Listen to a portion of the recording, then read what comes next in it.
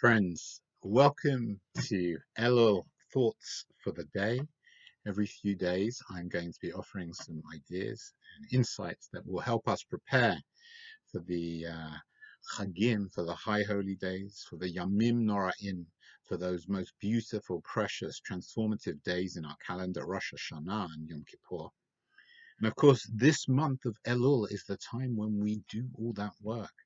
As one rabbi has said in a book he wrote, this is real and you are completely unprepared. Well, Elul is the time to prepare us. And so, beginning with a teaching from a tradition that some rabbis understand that the word Elul itself is an acronym. The four letters, Hebrew letters that make up the word Elul, Aleph, Lamed, Vav, Lamed, stand for Ani Ledodi, the Dodi Li, a verse from Shir Shirim, from Song of Songs, the most beautiful love poetry in our tradition. And of course, normally that's understood to be a poem about love between two human beings. But in this context, the rabbis teach that Elul is a time.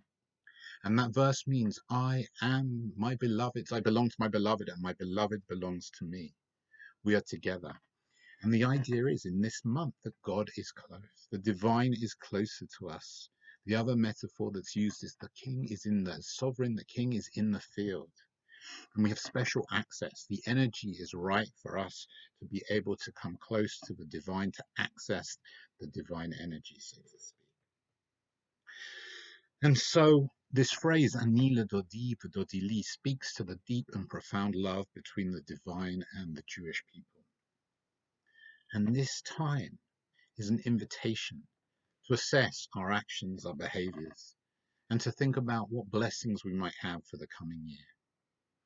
We have questions to ask. Where are we going in our lives? What is leading us away from the right path? And how can we orientate or reorientate ourselves for the coming year?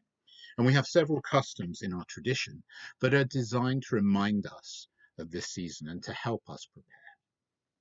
And so I want to share a couple of those with you today. The first is blowing the shofar. We begin blowing the shofar every morning from Rosh Chodesh Elul a few days ago, all the way up to the day before Rosh Hashana, but of course not on Shabbat. And our tradition tells us that it was on Rosh Chodesh Elul that Moshe Rabbeinu, that Moses, went back up Mount Sinai to receive again the second tablets of stone. You remember he had earlier smashed the first one because of the sin of the golden calf, when the people had not understood, when they thought that Moshe had abandoned them.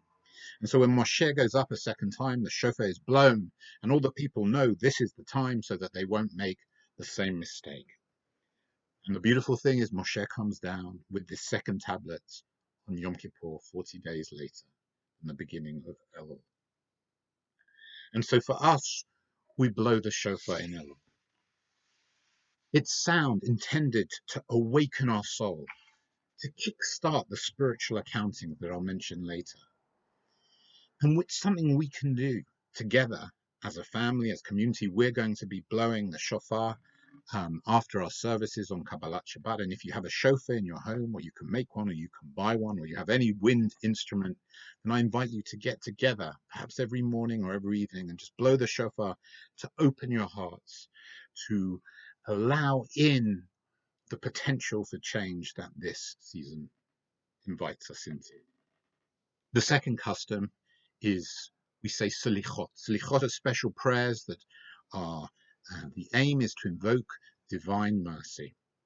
And we begin the Saturday night before Rosh Hashanah. And this year, together as a national Mazorti movement, we'll be holding a Slichot service online on Zoom. It's going to be Saturday, the 12th of September at 9 p.m. The third custom, visiting loved ones' graves. This is a time of year when the tradition is we go and visit the graves of our loved ones.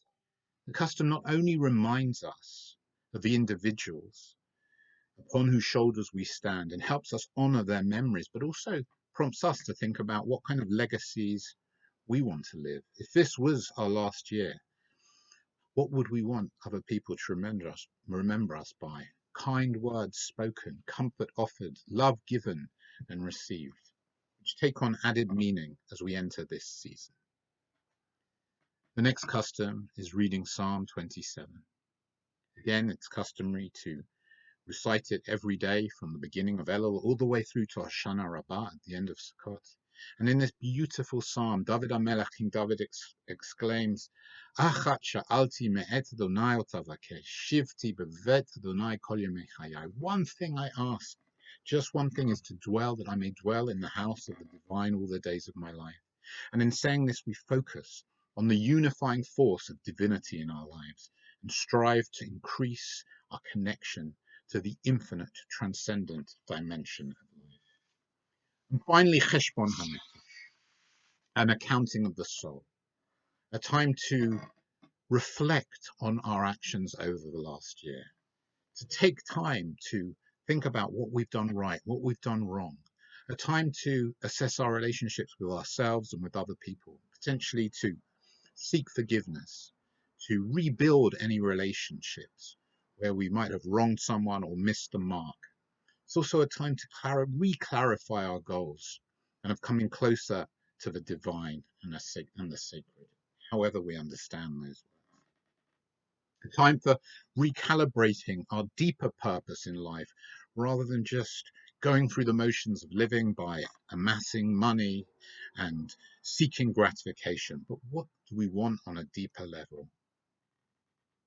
It's a time to step back and look honestly and critically at ourselves, as Jews and our ancestors have been doing for hundreds, thousands of years. And so, friends, those are traditionally things we can do: blowing the shofar, saying special prayers, visiting loved ones' graves, reading Psalm 27, and Cheshbon HaNefesh, reflecting. And all these you can do alone, or you can do with a spiritual buddy or with your family. And I invite you to engage in them in ways that are meaningful for you. So I'm going to stop here for today. Wish you a good day, and I look forward to sharing more thoughts with you over the coming few weeks. Bye for now.